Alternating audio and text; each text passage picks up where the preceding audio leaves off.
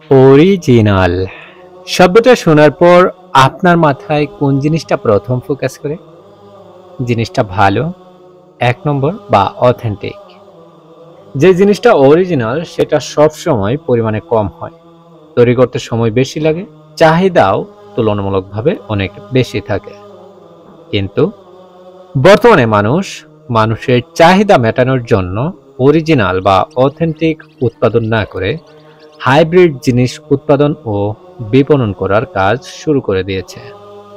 Hybrid করার জন্য অনেক কিছু বা অনেকগুলোর ক্রস করানো হলেও সবগুলোই তো আর লাভবান প্রজেক্ট হয়ে ওঠে না।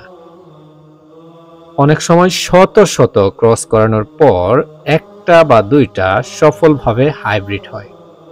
এর মধ্যে অন্যতম একটা হাইব্রিড হলো ইকোগট। নিউজিল্যান্ডের স্থানীয় মানুষের ভাষা হলো মাওরি। মাওরি ভাষার একটি শব্দ হলো কিকো, যার অর্থ মাংস। অর্থাৎ কিকোগট বা কিকো ছাগল এটা হলো একটা মাংস উৎপাদনকারী ছাগলের জাত। কিকোগট বা কিকো ছাগল এর ইতিহাসটা খুব একটা পুরনো না। এই তো মাত্র 55 বছর আগে অর্থাৎ 1980 সালে এর জাত উন্নয়নের কার্যক্রম শুরু হয় এবং 1986 সালে জাত হিসেবে প্রতিষ্ঠা লাভ করে। আরেকটি কথা না বললেই নয়, নিউজিল্যান্ড এই জাতটি তৈরি করলেও 1992 সালে আমেরিকা এই জাতটা আমদানি করে এবং 1994 সালে নিবন্ধন করে আমেরিকান কিকো গোট অ্যাসোসিয়েশন গঠন করে। পরবর্তীতে এই জাতটা আমেরিকায় খুবই জনপ্রিয়তা লাভ করে।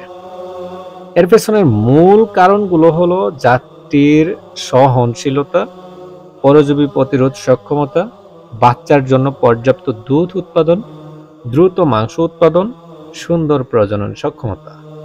1980 সালের দিকে নিউজিল্যান্ডের ফেরাল গোট অর্থাৎ বনো যে ছাগলগুলো আছে নিউজিল্যান্ডের, এই ছাগলগুলোর সাথে 3টি অধিক দুধ উৎপাদনকারী ছাগলের ব্রিডার দিয়ে ক্রস করান। এখন প্রশ্ন আসতে পারে, মাংস উৎপাদন করার জন্য ছাগলের জাত তৈরি করা হলো, সেখানে দুধ উৎপাদনকারী ছাগলের ব্রিডার দিয়ে কেন ক্রস করানো হলো? এর উত্তরটা খুবই সোজা। নিউজিল্যান্ডের যে বনো ছাগল বা ফেরাল গোটটা আছে, এই ছাগলের দুধ উৎপাদন ক্ষমতা ছিল একেবারেই কম, আমাদের ব্ল্যাক বেঙ্গল ছাগলের মতো আর কি। বাচ্চার গ্রোথ ঠিক রাখার জন্য যে পরিমাণ দুধ দরকার সেইটা এই বনো ছাগলটা বা ফেরাল গোট উৎপাদন করতে পারেনি। তাই পর্যায়ক্রমে অ্যাংলো নুবিয়ান, সানেন, টগেনবার্ড এই 3টা ছাগলের জাত অর্থাৎ এই 3টা ডেইরি ছাগলের জাত দিয়ে ব্রিড করানো হয় এবং এতে যে পরিমাণ দুধ উৎপাদন হয় তা বাচ্চার গ্রোথ ঠিক রাখার জন্য পর্যাপ্ত পরিমাণে হয়ে যায়। সহনশীলতা, পরজীবী প্রতিরোধ সক্ষমতা, বাচ্চার গ্রোথ বিচার বিশ্লেষণ, দুধ উৎপাদন ইত্যাদি বিচার বিশ্লেষণ করে এটি একটি স্বতন্ত্র ছাগলের জাত হিসেবে পরিচিতি লাভ করে। তবে মাংস উৎপাদনের কারণে এই ছাগলের জাতের নাম হয়ে ওঠে ইকোগট।